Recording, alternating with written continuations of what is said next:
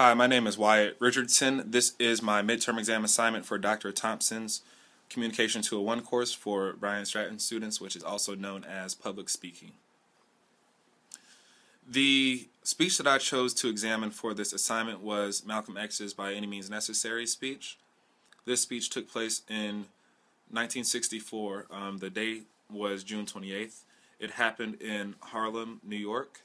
If you know anything about Harlem at that time, it was basically the mecca for all things African American right now. Well, not right now, excuse me, for then. If anything was going to happen that you wanted to have a lot of news coverage and also just a popular speech, it was going to happen in Harlem at that time. It was basically the Harlem Renaissance, the jazz movement. It was just booming in Harlem at that time for the black community. Malcolm X chose this time to announce the forming of his organization, which was called the Organization of Afro-American Unity. That was the group he started after he was removed from the Nation of Islam for differences with their leader. During the speech, he did make many references to the U.S. Constitution as far as human rights goes and basically fairness between races. He also did touch on the many inequalities of education at that time between black learners and also Caucasian learners. He did focus on human rights as opposed to civil rights. He believed that everything should be equal just based off the fact that we are all human and under God for the most part.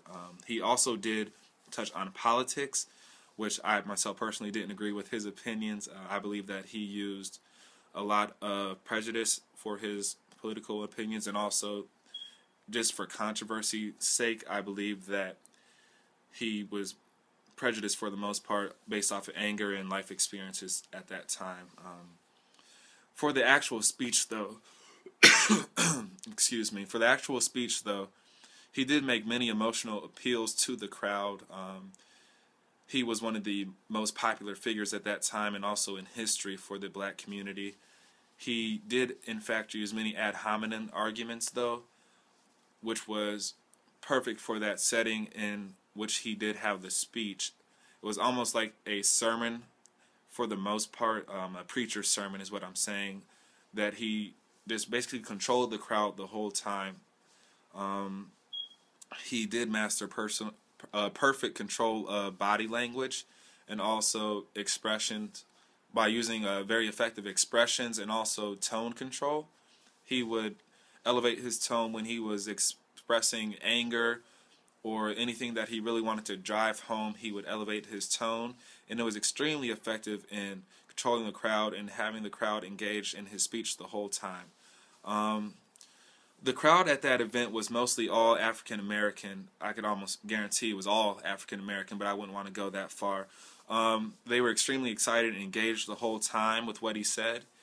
They loved him already just as a personal figure, basically a martyr for what they were fighting for at that time. He was that figure, so they were already engaged just off the fact that it was him. But the way he, the way he delivered the speech with all the power and authority as he stood up there, it was very effective, and they were basically in the palm of his hand.